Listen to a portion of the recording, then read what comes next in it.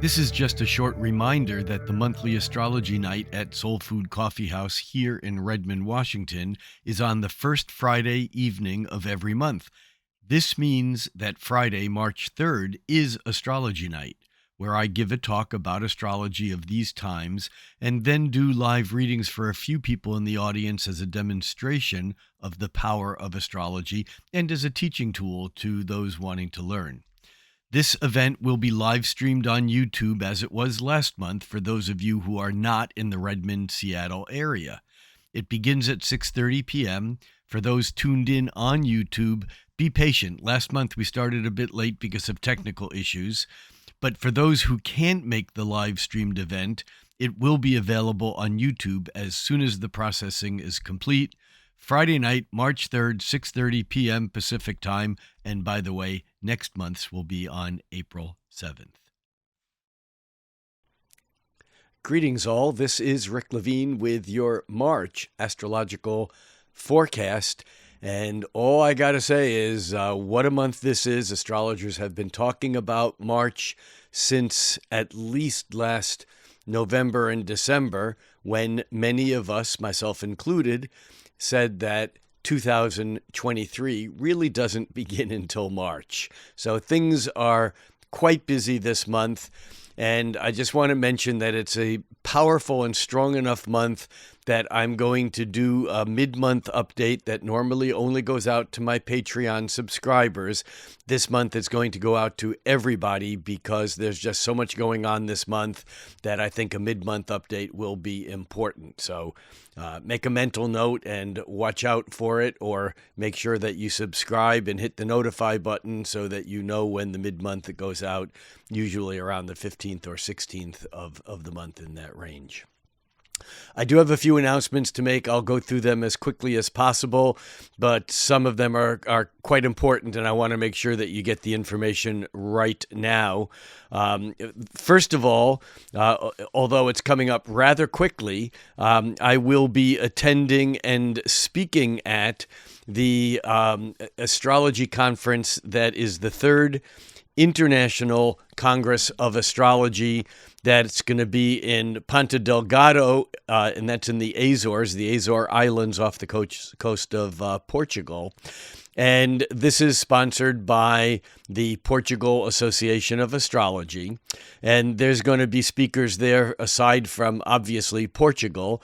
There's going to be speakers there from Brazil, Majorca, Venezuela, Argentina, the United States, and Canada, and Great Britain, and some of the amazing astrologers whom I know that will be joining me in this conference. Carol Taylor, great astrologer from Great Britain, and Alex Trenoworth, also from the UK. Margaret Gray from Ireland. David Perloff from Boston. And Rod Chang from Taiwan. Brian Trussler from Canada. Lee Lehman from the United States. And Enzo Di Paola from Venezuela, including also a whole bunch of astrologers from, like I said before, from Portugal. Very excited about this. The link is below, and I will be doing 2 keynote addresses, and both of them will be in English. I hope to see you there, and I'm looking forward to this one.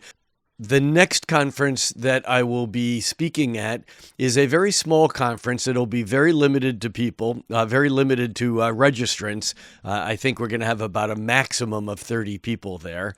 And so this will be in a rather intimate setting in Tulum.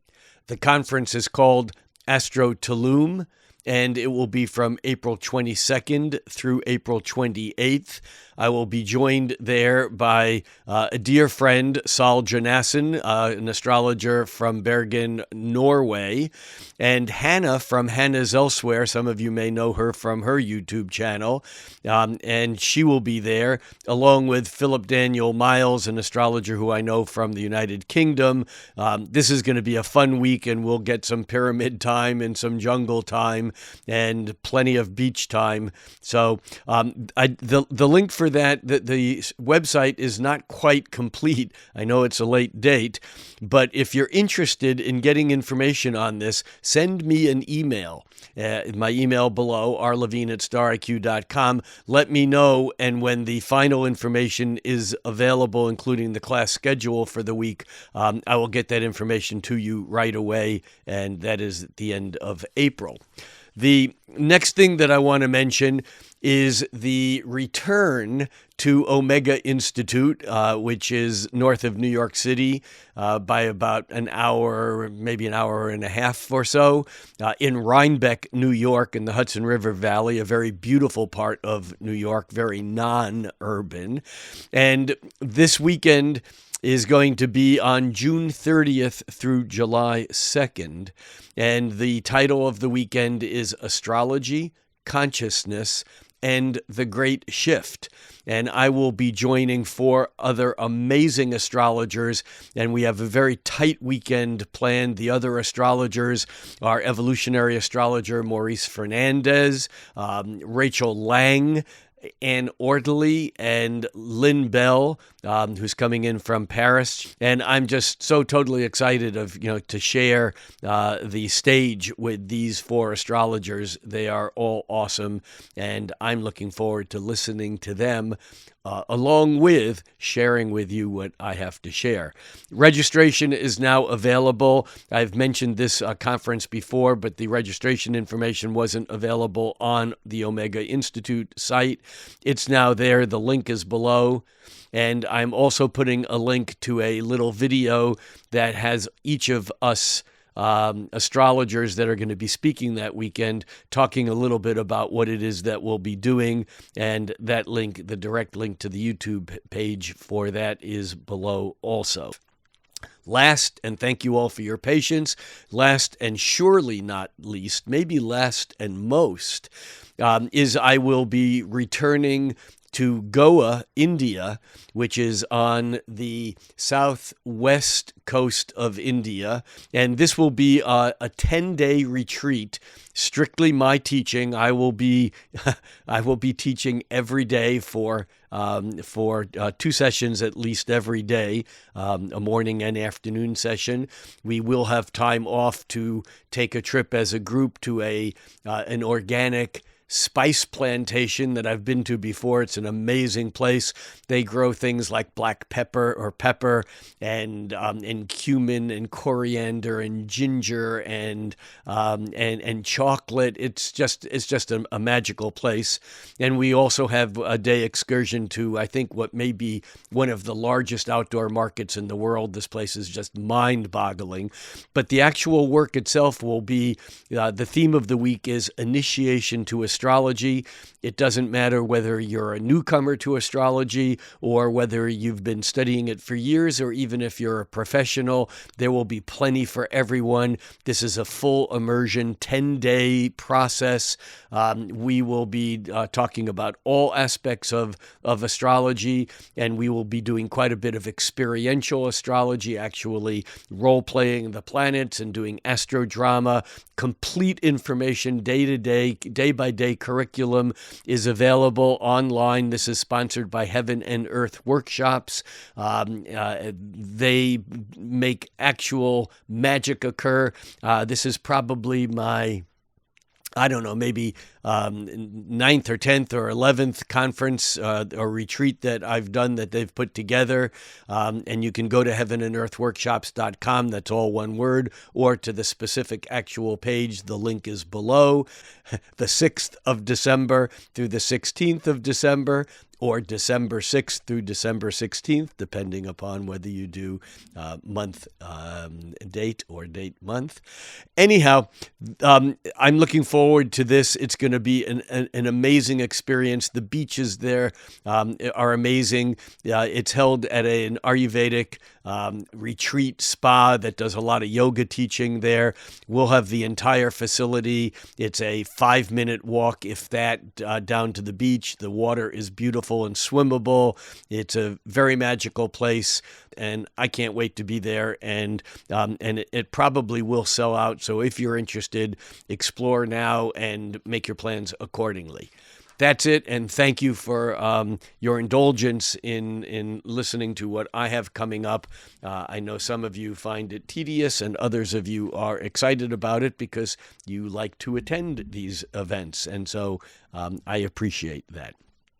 So now to March.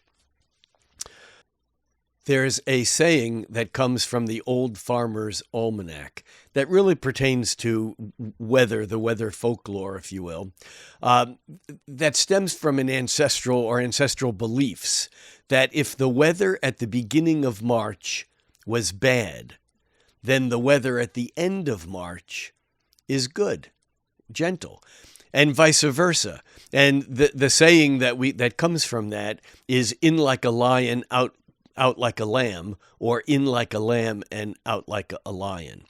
I must say that this year, March, is in like a lamb and out like a lion. And before we get into the day-to-day specifics, and there's so much happening in March that we're going to really go lightly over some of it. And again, at the mid-month, I'll cover the end of the month in greater detail. But March opens with on March 1st with a Venus-Jupiter conjunction in mid-Aries at 12 degrees of Aries. This is magical and beautiful. And the only downside of Venus conjuncting Jupiter is the potential of too much or overindulgence or overstating or overdoing, because what happens with Venus and Jupiter are the two benefics in traditional astrology. And the thing is that Venus and Jupiter aligned are often considered to be like an ultimate blessing because it's expanded pleasure. It's beauty, but more of it. And that's great, except, and I've said this many times before, too much of a good thing is not a good thing. In fact, the ancient physicians used to say that even a tonic in higher dose becomes toxic. In other words, the dosage is important, and we have to pay attention at the beginning of the month not to spread ourselves too thin, not to overdo, not to overindulge in pick your pleasure, whatever it might be. But that's an important consideration. And so the beginning of March is in like a lamb. It's gentle. And here we are looking at a chart for March 1st. And again, just as a point of reference for those of you who are new here, all these charts will be Aries rising charts, and the position of the planets are largely going to be, that you'll see, are largely going to be at noon, but sometimes I'll talk about an event that's early in the morning or later in the day, so the planet may actually even change signs, or in particular the moon, but I'm running the charts for noon, and that's Pacific time, west coast of the United States, Pacific time, and all charts will show an Aries rising, because although the charts are accurate for the day that I'm showing it, and this particular chart for March 1st at noon, that shows the sun at 10 degrees and 57 minutes of Pisces, and the moon at 8 degrees 37 minutes of Cancer, those planets will be exactly at those points wherever you are on Earth, on planet Earth, because astrological planets are measured from the center of the Earth.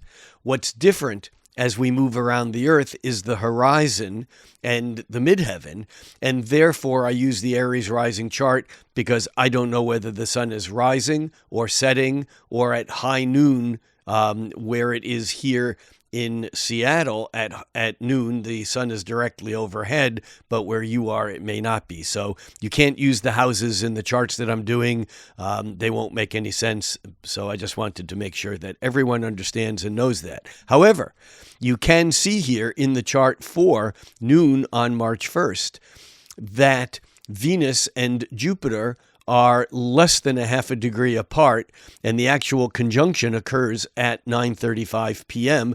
All times that I give will be Pacific time, so you need to add 3 hours to get to the East Coast and 8 hours to get to Western Europe, and whatever else you need to do if wherever you are on the planet, you need to change for your time zone correction. But what we can see here is that the Venus-Jupiter conjunction, which is exact later in the day, is also forming a square, or the moon, I should say, is forming a square to it, the moon in Cancer forming a square to the planets in Aries. And that may encourage us to not overindulge or to hold some energy in and not necessarily express everything outwardly.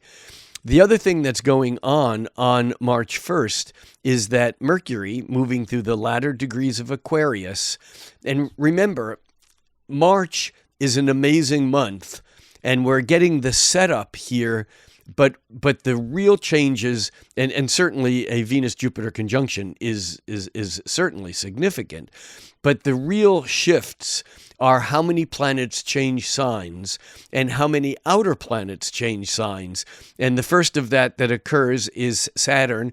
That Saturn will move into Pisces on March 7th. And then, of course, the other thing that happens this month is that Pluto changes signs, and Pluto moves into Aquarius on March 23rd. We'll get to that in a little bit.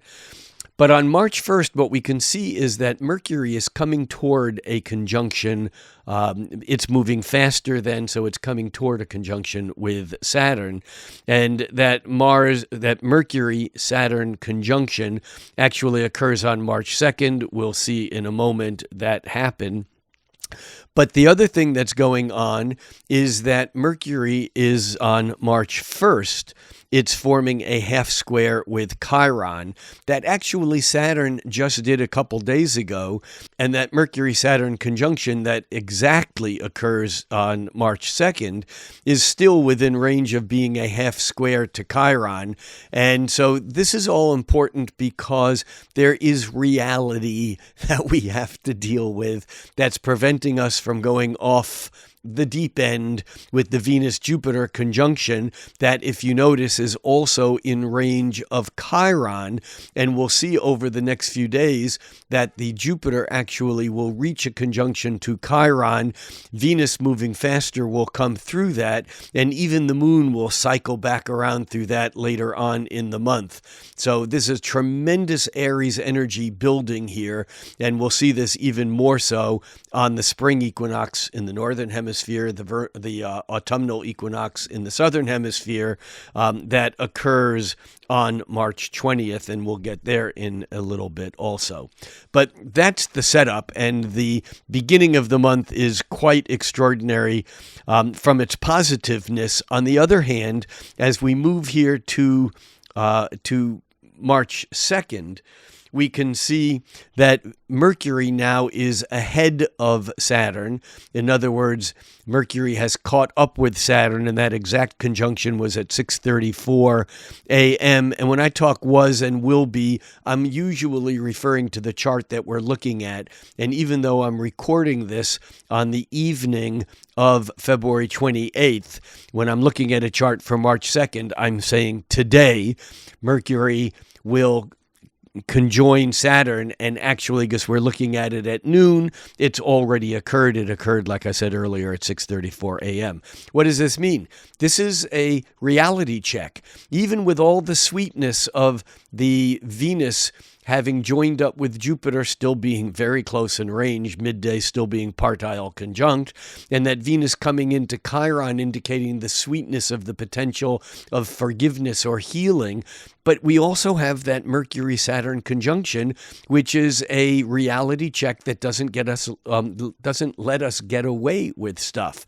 There's no room for sloppy thinking right now, and because that Mercury is right at the end of Aquarius, and Mercury moves into Pisces later in the day today. It's almost like we have to get it right now. We're forced. Reality is going to come down on us in a way that's going to make us get it right. There's no room for sloppy thinking. There's no room for deceit at this moment. It's a very powerful moment in time.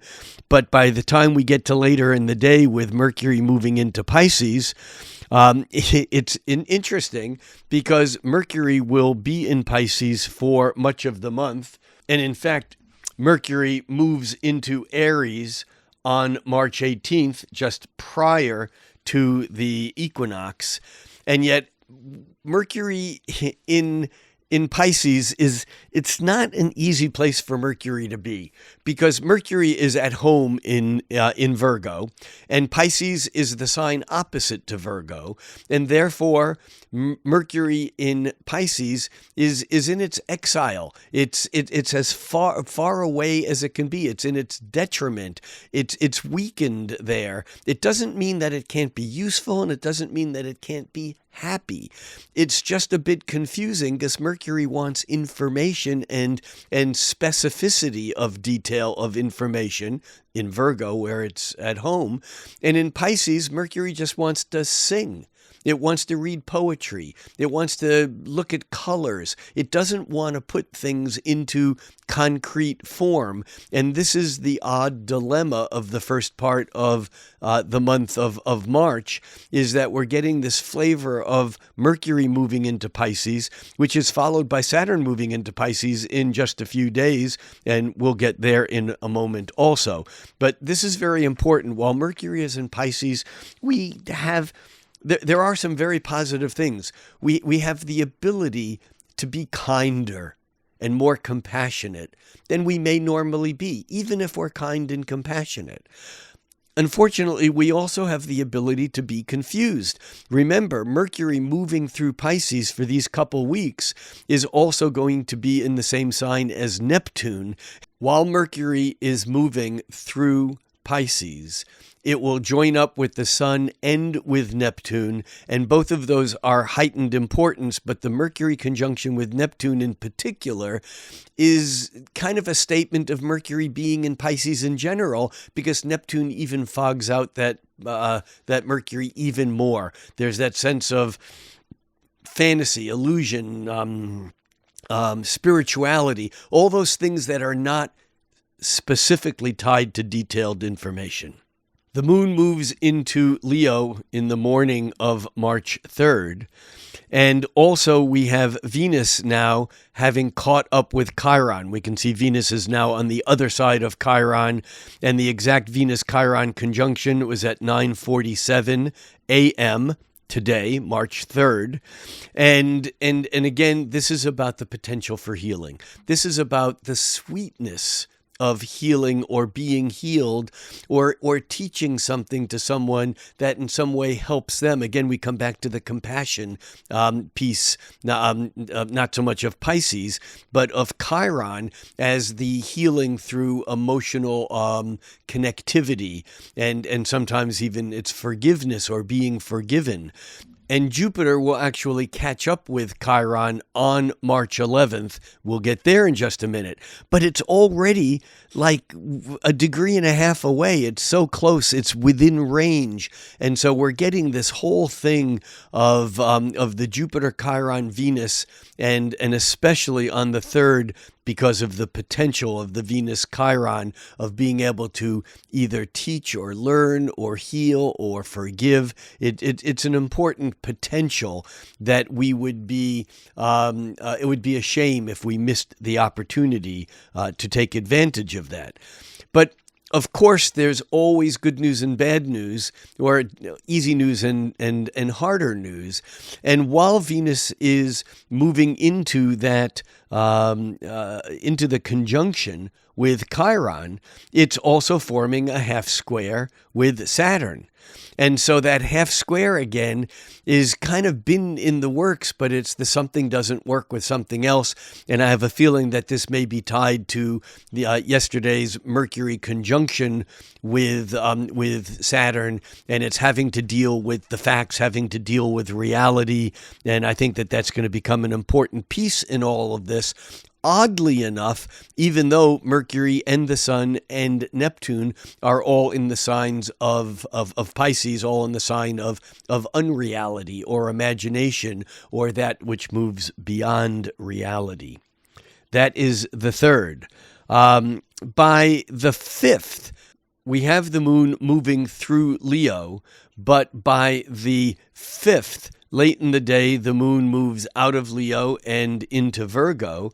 But the other thing that's important on the 5th is the sun makes a half square to Pluto. And these half squares are powerful because they're about manifestation.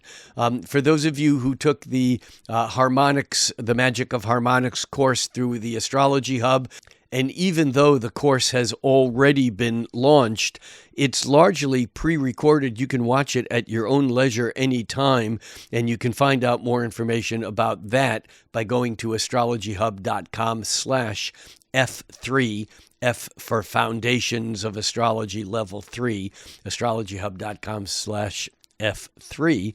But for those of you who did take that course, you know how important these half squares or semi-squares are, and we talked about the semi-squares between Mercury and Saturn and Jupiter and Chiron and Venus, which actually started late last month and are continuing now.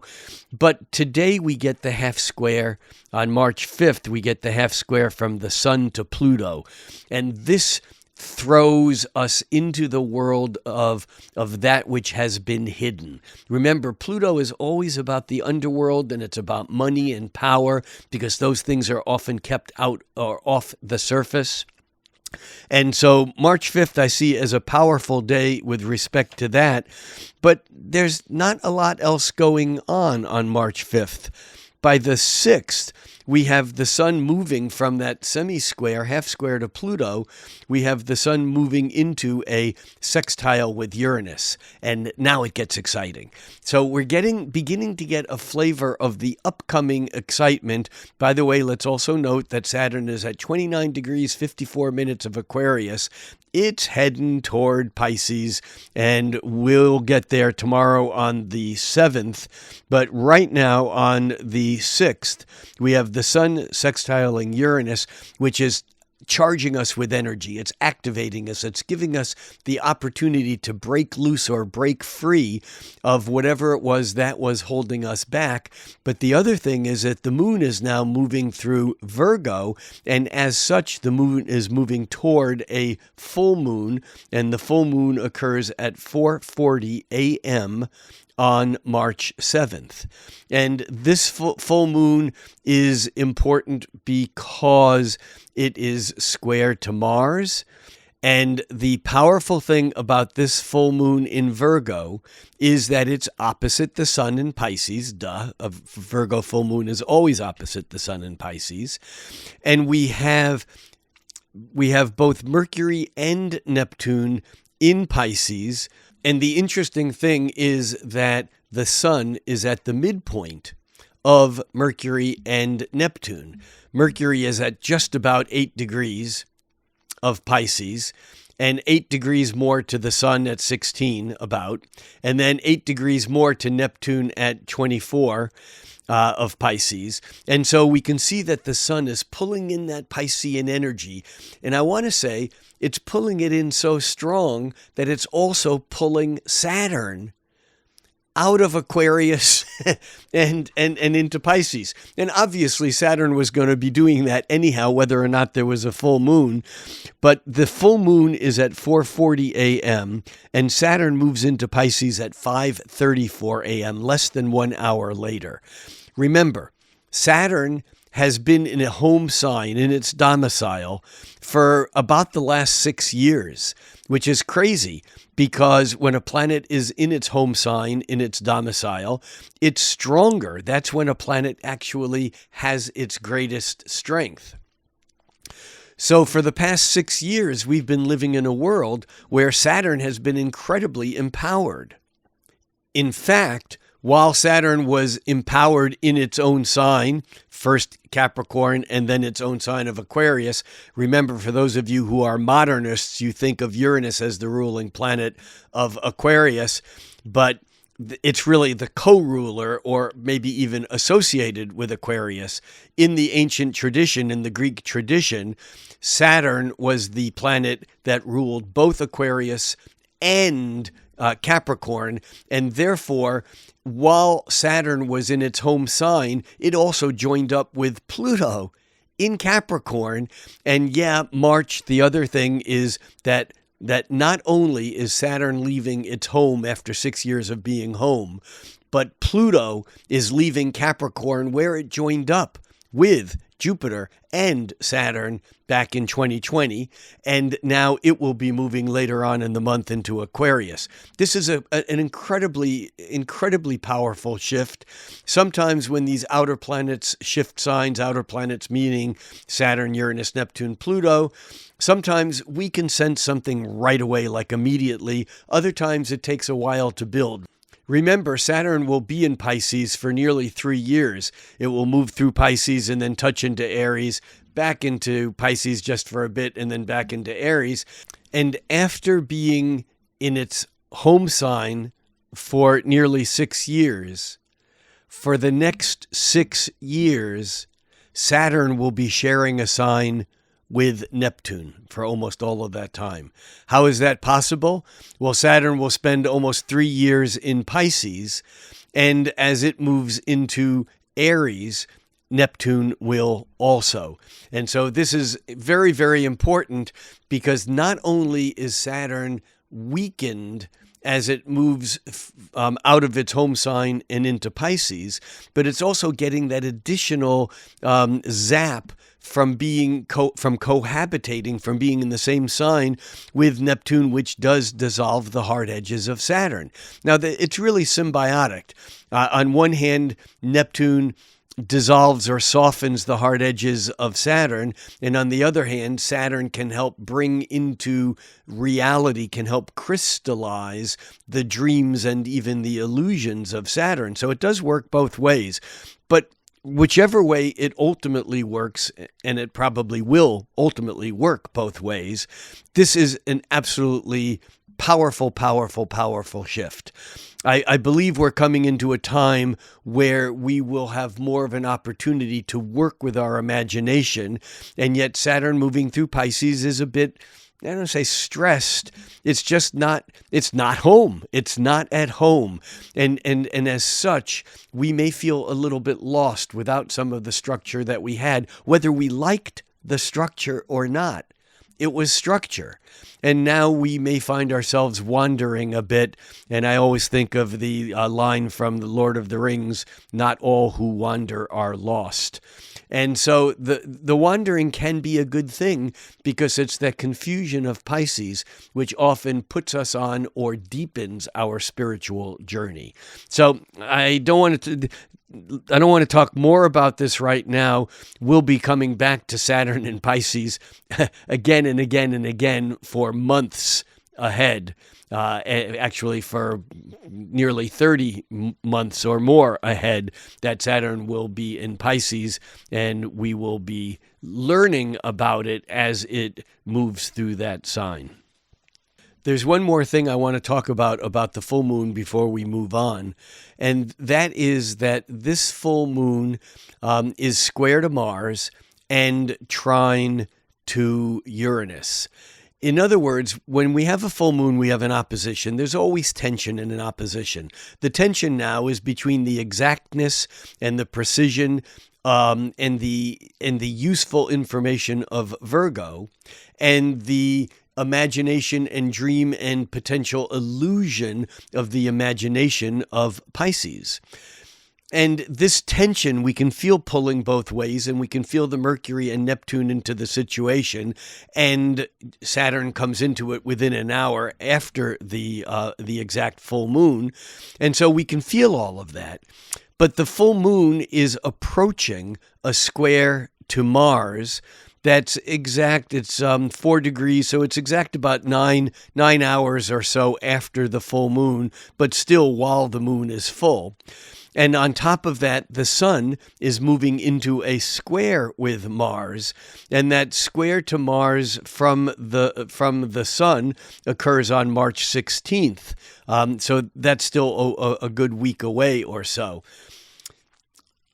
Point is that Mars is highly activated, which draws us into energy. It draws us into action. Even though we might be a bit scattered, this is a very active full moon, even though Virgo is not necessarily hyperactive. Certainly Pisces is not, but the Mars in Gemini really activates this tremendously. On top of that, we have Uranus at the point of Thales. Remember, a full moon, like any opposition, is tension. When you have a planet square that tension, that tug of war between the sun and the moon in this case, like Mars, that exacerbates that tension. But when you have a planet that is trine to one side of an opposition, here Uranus is trine the full moon, and sextile to the other side of the opposition, here it is sextile to the sun. And remember, when it's sextile to the sun, it's also sextile to the midpoint of Mercury and Neptune. So we have a lot of energy on this. And that point of Thales, where Uranus is, helps release the tension of the full moon. And so I'm looking at this full moon as highly energetic, and yet something occurs that enables us to release the pent-up energy that has been building and building and building. So we'll see how this plays out, but this is a tremendously powerful full moon. As we move on, the next day of what I would call significance, the moon moves through Virgo, and in the afternoon on March 8th, the moon moves into Libra, and it moves through Libra. It opposes all those planets in Aries as it moves through Libra, and by the 11th, actually by late in the night. On March 10th, the moon moves moves out of Libra into Scorpio, and on March 11th, the moon is in Scorpio, and March 11th is another powerhouse of a day. First of all, there's a sextile between Venus and Mars, which is kind of always reminds me of Paul McCartney's song off of, I think it was off the album, Venus and Mars Are All Right Tonight. This is a sweet energy, and it's an energy that has to do with creativity, with love, with romance, with the balance between what it is we want. That would be Venus and Aries, which is impatient and it wants what it wants right now. And it's a balance between that, or an opportunity to express those needs or those desires through that Mars in Gemini. That sextile, I think, is very important. Additionally, we have a second sextile between Mercury and Uranus. We're back to that Uranus thing that was activated at the full moon on the 7th. And now Mercury comes into the mix, and we're being fed information that's, again, it's somehow smooth with the Venus-Mars sextile, but it's also exciting. We're breaking away. We're moving into new territory. And of course, certainly with Saturn in Pisces, we're getting our feel for what that might be like. And even when the moon moves from Libra into Scorpio, we get that first trine of the moon to Saturn once it's in a water sign. And so we're getting this watery energy, and yet we got a buzz on the 11th. We got a real buzz. And the other thing is that we also have a couple of other aspects building that are not exact until the 14th.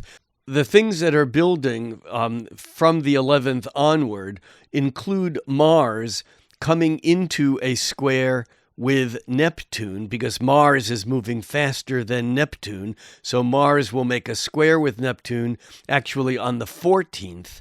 But the sun, which is moving faster than Mars, is actually coming into making a square to Mars and a conjunction with Neptune. The sun conjoins Neptune on the 15th, and it will square Mars on the 16th. Let's watch this unfold. Here's the chart on the 11th, and we can see the sun at almost 21 degrees of Pisces and Mars at 23.5 degrees of Gemini. We move this forward a day, and we can see that Mars is now almost at 24 Gemini. The sun has moved ahead a little bit. We now look at the 13th, and Mars is at 24 Gemini. And we can see that the sun is moving closer to Neptune. And by the 14th, we can see that Mars at 24 degrees and 52 minutes of Gemini is within 11 minutes of arc to squaring Neptune at 25 degrees of Pisces in 3 minutes. In other words, even though the 24 to 25, the Mars to Neptune look like it's a degree apart, it's not. And Mars makes the exact square to the minute, the exact square from Mars to Neptune at 4:38 p.m. And this square is very important. Obviously, whenever Mars squares a planet, it's important. And the sun is coming into squaring Mars on the 16th. And so we have this anger, this energy, this aggression, this assertion, this need to create boundaries. But Neptune's fuzzing it out. This is a perfect day to get angry at the wrong person. This is also a perfect day to express oneself, to make a boundary where that boundary has been confused or where we have felt confused ourselves and need to clarify something. The natural tendency here is our ability to be misled because we're susceptible, because we're confused, because we may be confused. Now note also the moon has moved into Sagittarius, and it's picking up trines by the 14th to all those planets in Aries. So we do have our eye on a goal that we may not be willing to sacrifice in order to follow that delusion or imagination of the Mars square Neptune and the sun square Mars on the 16th. But here's the important thing to understand. Mars, remember, is still coming off of a retrograde. And in fact, if we think about Mars actually turned retrograde at the end of October back in 2022, and it turned retrograde at 25 degrees of Gemini, 36 minutes, and it backed all the way up to about 8 degrees of Gemini. Then it turned direct at 8 degrees of Gemini on January 12th, but it's still moving through that area of sky that it's already covered because it turned retrograde at 25 Gemini 36. Mars is at 24 Gemini 52 at noon today on March 14th. And it's still going to take a few days for it to move out of its shadow into new territory. It'll do that actually tomorrow on the 15th. And then by the time the sun squares it on the 16th, this will be a new ball game. I can't overemphasize the importance of this because Mars, when it retrogrades and stays in the same sign or the same 25 degrees or 20 degrees of the heavens for nearly 8 months. And so the fact that Mars is moving forward and it's gaining speed the fact that it's squaring Neptune is significant on another level. Why? Because Mars squared Neptune when it was moving direct on October 11th, 2022, and then it turned retrograde on October 30th, and then it squared Neptune again on November 19th.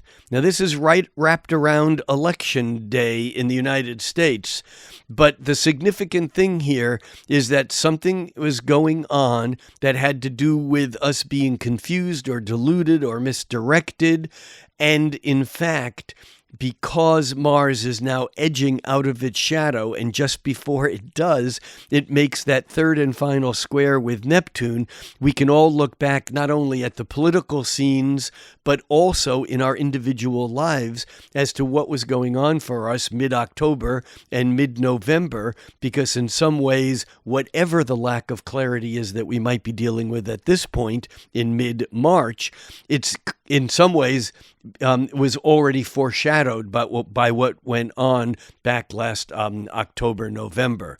So this is incredibly powerful and significant, and it's another reason why March is such an important month, because by the 15th, as we move forward, by the 15th, Mars is now technically out of its shadow by later in the day. Remember, that technical degree was 25 Gemini, 36 minutes. By midday, it's at 25 Gemini, 19 minutes. And a couple of hours later, it will move out of its shadow.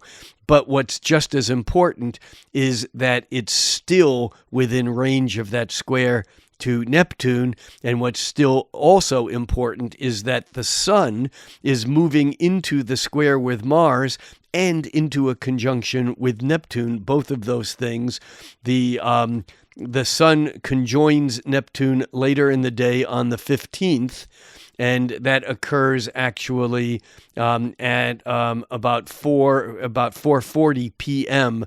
The Sun will catch up with Neptune, in the sky. And so we have this whole sense again of the power of imagination, the power of dreams, the power of illusion, the power of spirituality, and at the same time, the danger of being misled by all of those same things. And that's on the 14th, the Mars squares Neptune. On the 15th, the Sun catches up with Neptune. And then on the 16th, we have now Mercury coming right in behind the Sun, and Mercury is moving fast enough that it conjoins Neptune on the morning of the 16th, and then the Sun squares Mars all on the 16th. And so that is occurring there, and it is very, very powerful. And the whole sense of the Mercury, Neptune, Sun together being squared or squaring Mars, we have the potential for misplaced anger, misplaced assertion, misplaced aggression, and yet we also have the ability to create sound boundaries and to clear up whatever the confusions were that we're still coming out of. And also, let's just note that on the 16th, the moon moving through Capricorn is now midday, making squares with, actually it's earlier in the morning, but it's making squares with those planets in Aries and a trine to Neptune. This is an incredibly potent period of time, and maybe one of the strongest points in March.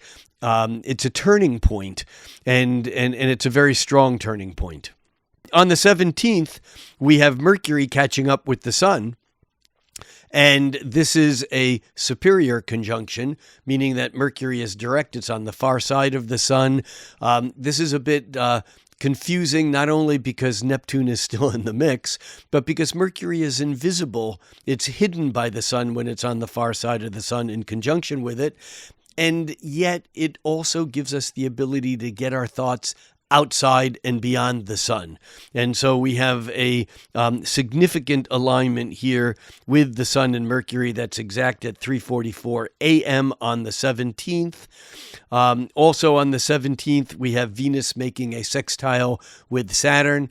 This is kind of as sweet as it gets with Saturn. There's the potential for creating something that's useful and valuable. Oh, and somehow I missed the fact that yesterday on the 16th, Venus moves out of Aries and into Taurus, where it will stay for the rest of the month. And Venus moving into Taurus is also incredibly powerful. Why? Because Venus in Aries was in its exile. Remember, Venus rules two signs.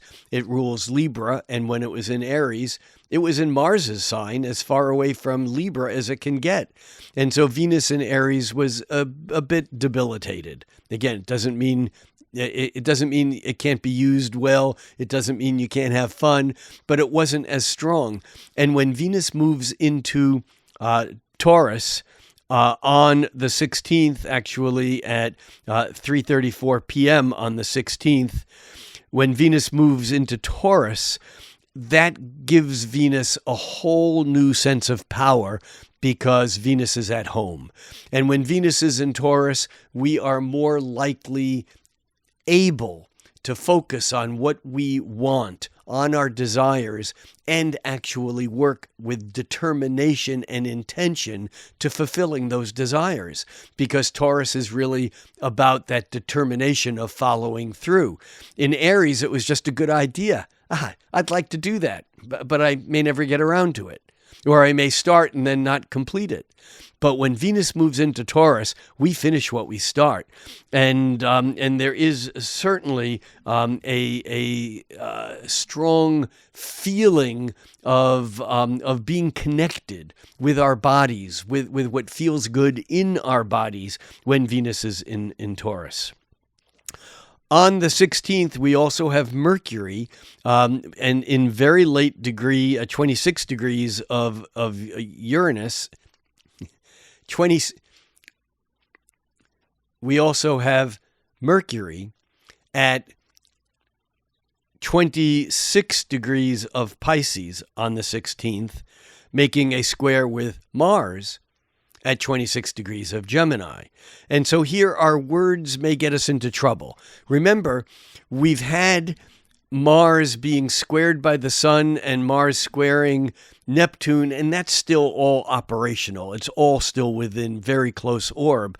But now Mercury swings through that, and it conjoins Neptune, it conjoins the sun, and then it actually ends up by squaring Mars on the 16th and catches up with the sun. All of this is incredibly potent. The 16th and even on the 17th, we're still playing with that same conjunction of Mercury to the sun. What's important to understand here is that we need to be very cautious about what we believe. I mean, if you're writing poetry, playing music, singing, dancing, if you're an artist, this is the height of creativity, because that Mars square can energize you and give you the ability to create that which has been blocked or that which has been stuck. On the other hand, if you don't have a natural outlet for that Piscean energy being squared by or squaring Mars, then you might run into a little bit of trouble. As I said earlier, on the 17th, we have the sextile from Venus to Saturn that arguably grounds some of this energy with Venus in Taurus, sextiling Saturn. It allows us to work with determination to get what we want, to fulfill those ideals or those dreams of Pisces, because Venus making that sextile with Saturn grounds that energy out. On the 18th, Mercury makes a sextile with Pluto. And now we have the ability to go deep. That would be Pluto. But we're doing it through words, through communication. We're able to talk about things that perhaps we weren't able to talk about earlier. And this is kind of a foreshadowing or maybe a harbinger of what happens later in the day on the 18th. By 9:30 p.m., Mercury moves out of Pisces and into Aries, and Mercury whizzes through Aries in just a couple of weeks. But as it does, it will then it will conjoin Chiron and Jupiter. And so we have Mercury moving into Aries, and all of a sudden, whatever that fogginess that we had, that was a combination of the still lingering Mars squaring Neptune and coming out of the Sun and Mercury squaring Mars and the Sun and Mercury escaping from Neptune, that's all still in play. But as Mercury moves into Aries on the evening of March 18th or in the morning of the 19th, depending upon where you are, Mercury in Aries gives us a sense of our perceptions have returned. Or let me say the accuracy of our perceptions have returned. Remember, Aries is like a sharpened sword, and Mercury is how we think, how we talk, how we listen. It's our perceptions having to do with language. And as Mercury moves into Aries, all of that, like the sword, is sharpened. And on top of that, as Mercury moves from Pisces into Aries, by midday on the 19th, Mercury makes a half square with Uranus. And again, we have a lot of half squares this month because so many of the planets are moved in so tight to each other. If you take Mars and Pluto out of the mix, all the planets are within 3 signs. They're all within Pisces, Aries, Taurus. And so even with the Gemini, Mars, and the Capricorn Pluto, that's almost just about in Aquarius, we're still almost within a trine. Not quite. We're just a few degrees away from actually being a quincunx. But once Pluto moves into Aquarius, even though it's still going to be close to that quincunx to Mars, it's going to be by sign a trine, because Aquarius is an air sign and Mars in Gemini is also is an air sign. So on the 19th, we have that Mercury half square to Uranus. This is electric. Again, our minds are moving way too fast. We can't necessarily even control our thoughts. This is, again, about shock, surprise, awakening, opening.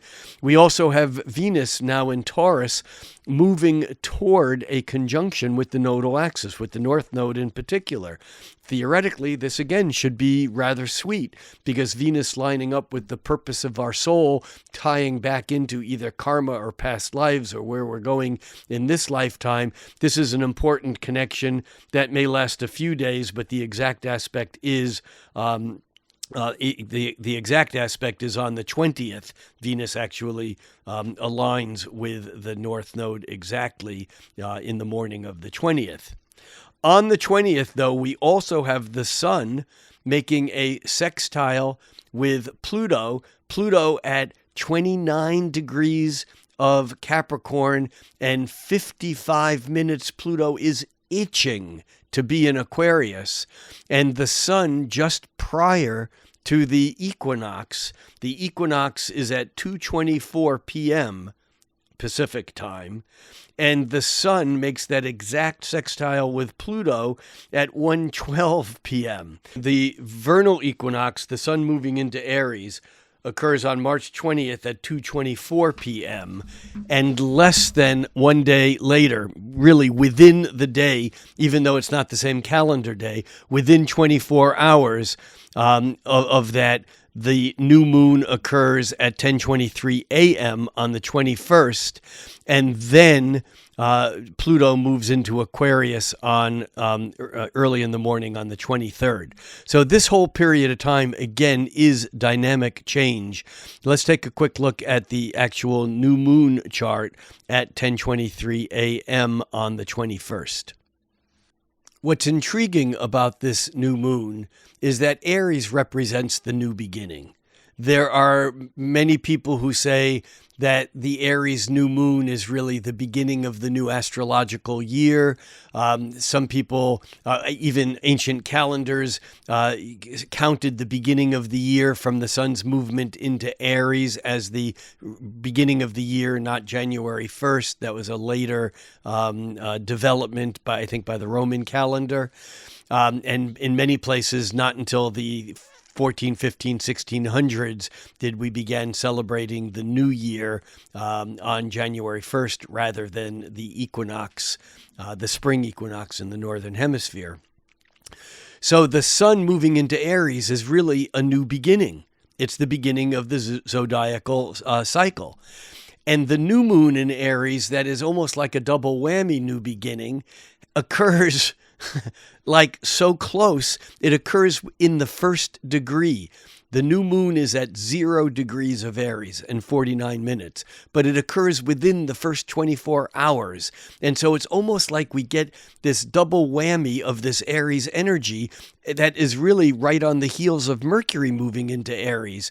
And we now have the sun, the moon, Mercury, Chiron, and Jupiter in Aries. This is an incredibly powerful statement of this is a new game. This is a new ball game, and we have the new moon that is actually, the new moon is a half square to Uranus. And that half square to Uranus is close. The sun makes the half square to Uranus just 20 minutes after the new moon itself. And remember, Uranus was at the point of Thales, the release point at the full moon, and now it's at the dynamic expression point of the new moon. This rocks, things are new, and it's being followed up just less than a couple days later by Pluto moving out of Capricorn, where it's been, and into Aquarius, where it will remain. Now, that's not quite fair. What we're getting here is Pluto steps into Aquarius. Let me give you the statistics first, and then we'll come back and talk about it. And we'll be talking about it for years ahead. So technically, Pluto moves into Aquarius on March 23rd. But then it turns retrograde on May 1st, and it moves back into Capricorn on June 11th to turn direct in October, but it doesn't move back into Aquarius until January 20th of next year. So we just get a March to April, May, June. We get like 2.5 months of a taste of what that Pluto in Aquarius will be, and then it settles back into Capricorn, and it's like, what happened? We're still dealing with all of this deconstructing of the old and all of this stuff that we've been dealing with for a couple of decades now. Actually, Pluto has been in Aquarius since 2008, where it first tipped into Aquarius. So it's been 15 years since Pluto was in Capricorn until it touches into Aquarius. The thing is, though, that even though Pluto moves back into Aquarius January of 2024, it turns retrograde in May 2024, and it backs into Capricorn again on September 1st of 2024, but it just barely touches it. I mean, it backs into 29 degrees and 39 minutes. It just barely touches back into Capricorn, and then it turns direct and it moves back into Aquarius in November of 2024. So Pluto is in Aquarius for pretty much all of 2024, except for the first 3 weeks, and except for a period of September, October, and part of November later in the year. Incidentally, once Pluto moves into Aquarius permanently, let's say, it's not really permanent, it stays there until 2043. So from the time Pluto first touches into Aquarius until the time it touches into Pisces is 20 years.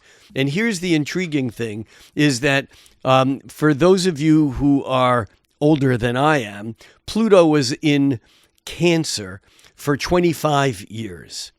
And Pluto then began speeding up. It's at the fastest part of its cycle. It spent 19 years in Leo, and then only 15 years in Virgo. And then when it moved into Libra and Scorpio, it actually was moving faster than Neptune, and even inside the orbit of Neptune. And Pluto only stayed in Libra for 12 years. And Scorpio for 12 years. And then when it moved into Sagittarius, it spent 13 years in Sagittarius, slowing down a bit, then 15 years in Capricorn. And when it gets to Aquarius, it spends 2 full decades, 20 years in Aquarius before it moves into Pisces. So this is intriguing in itself, but what does it mean that Pluto's in Aquarius?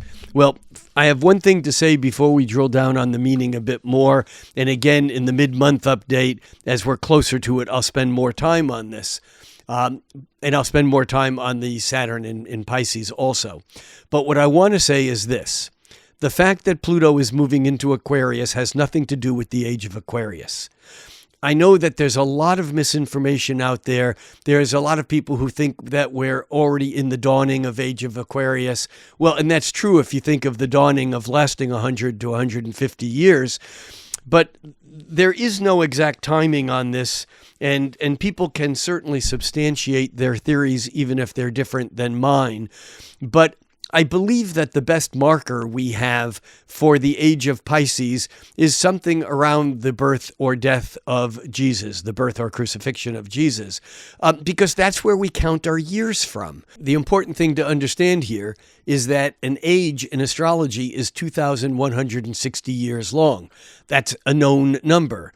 It's 1/12 of the ultimate precession cycle of the Earth's backwards wobble.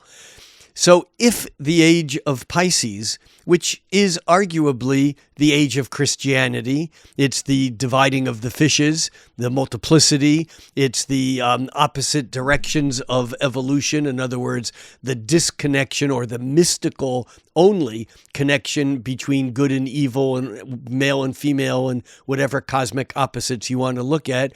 The age of Pisces is 2,160 years long, and we're only about 2,023 years into it, which means that the age of Aquarius most likely won't begin until somewhere around 2140, 2150, 2160, somewhere around 120 years or more into the future.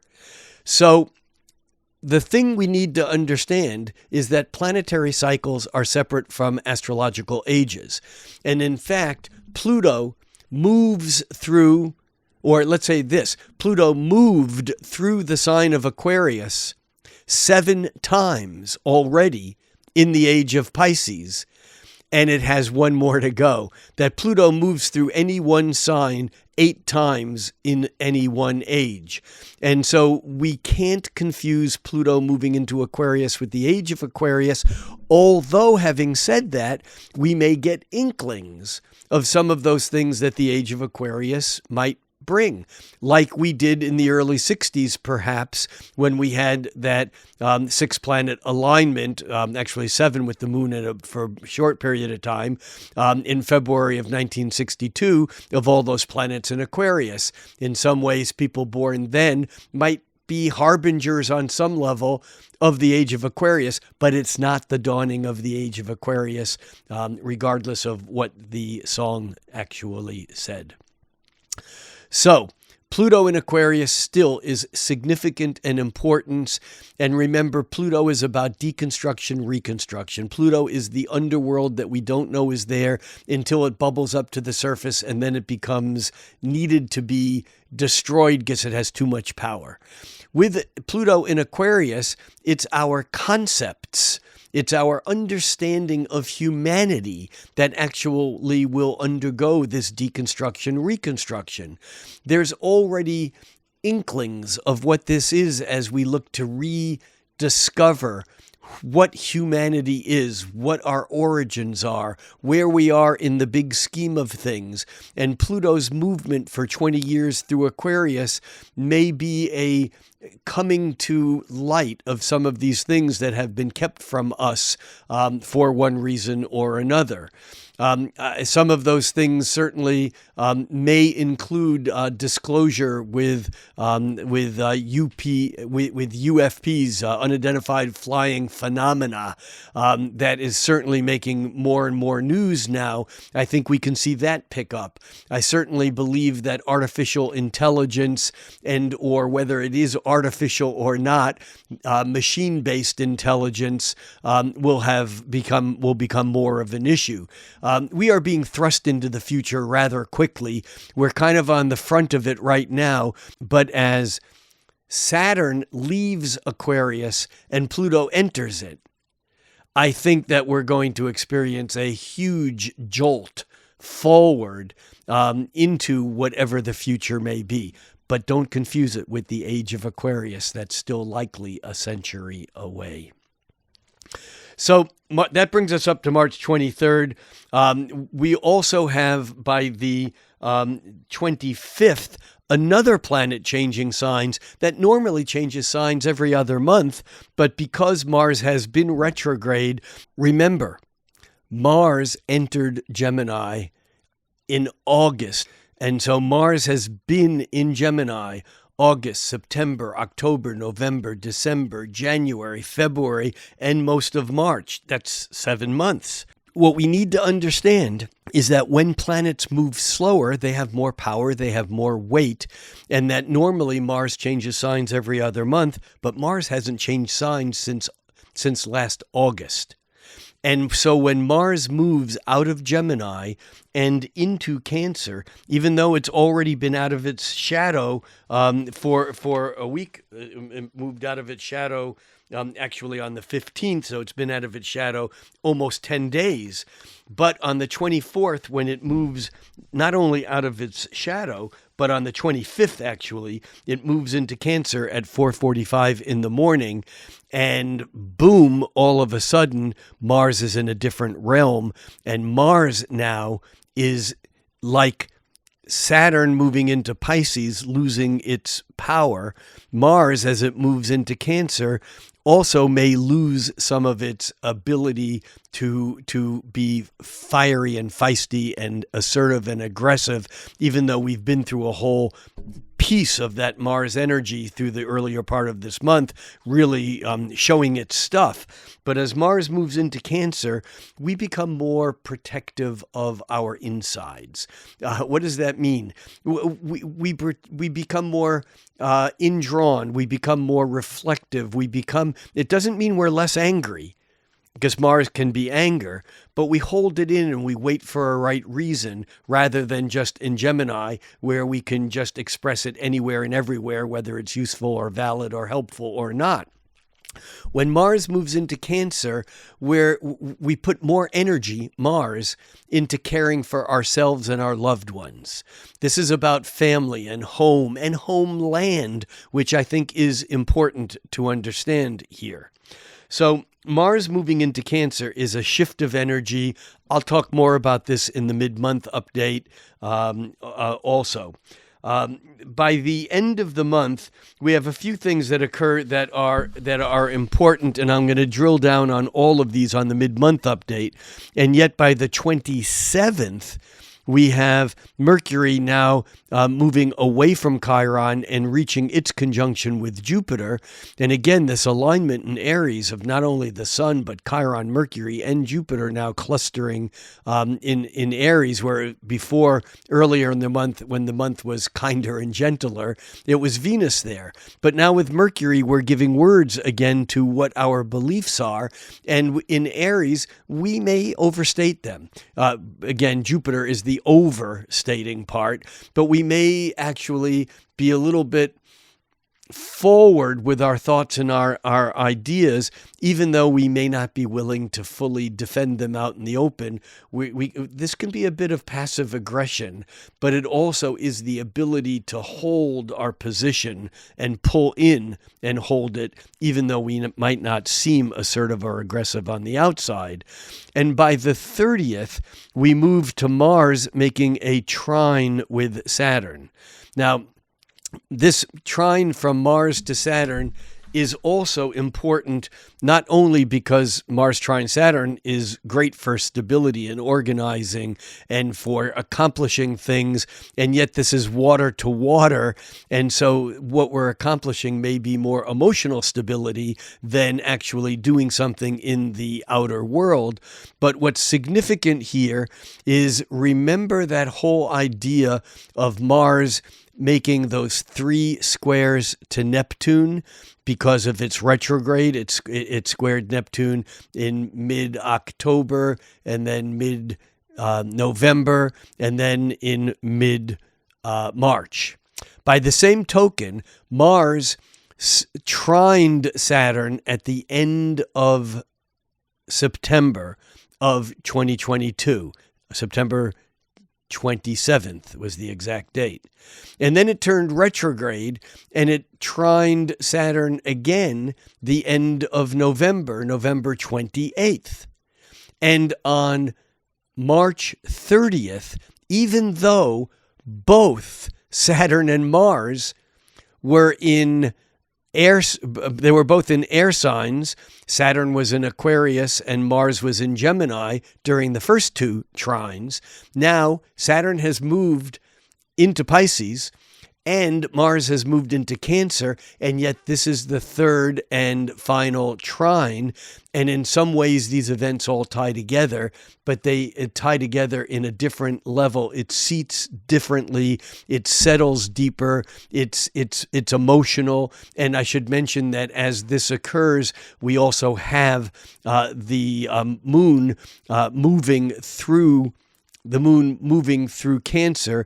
In fact, the moon moves into Cancer on the 28th, and it aligns with Mars and trines Saturn on the 28th, setting up the energy that we feel on the 29th, and it's exact on the 30th. And this is a slow-moving transit, and it will take us into April. But there's something else that goes on. And remember, I said March comes in like a lamb and goes out like a lion. Well, part of that lion is the immutable stability of wanting to get things done with the Mars trine Saturn.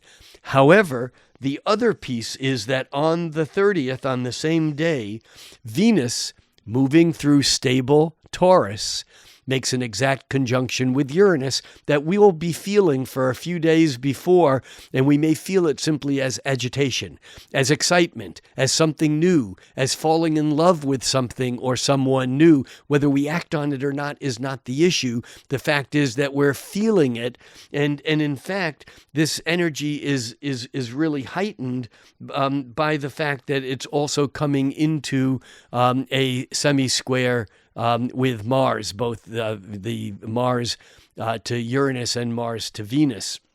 And so we're feeling this energy really strong at the end of the month. Yeah, and that Mars semi-square to Uranus was exact on March 28th, and the Mars semi-square to Venus is semi-square exact on the 31st. Because Mars is also moving in this whole picture. Point here is that the month doesn't end easily. The month ends in a state of high frequency excitement. Everything's changed, and I don't know how it will change, but things have changed, and we're now moving into new territory. Or I should say, we're not moving into new territory. We are moving in new territory, and we're finding our way in this land that we will be in for a long time to come. I can't overstate the importance of all these changes in March. And I just want to end with saying that astrologer. I'm not the only astrologer talking about this. And this will be an interesting thing to see, actually, how all these important astrological changes manifest, and how they manifest will determine what occurs in the months and even years ahead. I look forward to seeing you all again middle of the month on the mid-month update. And in the interim, think cosmically but act locally. All this astrology is absolutely of no use at all unless we apply it in our everyday lives. That's it for now. Thanks for the follows. Thanks for the attention. Thanks for joining me on this journey. I'm Rick Levine. See you mid-month.